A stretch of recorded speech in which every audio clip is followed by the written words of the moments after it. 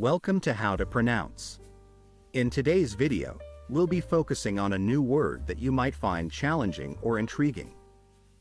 So without further ado, let's dive into today's word, Anticonstituzionale.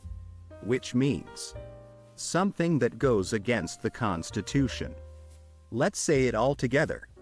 Anticonstituzionale. One more time. Anticonstituzionale.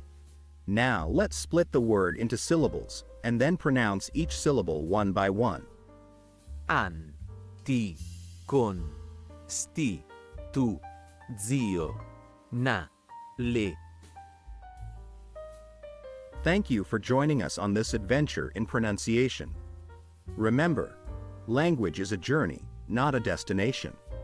Keep exploring, experimenting, and expanding your linguistic horizons. We'll see you next time.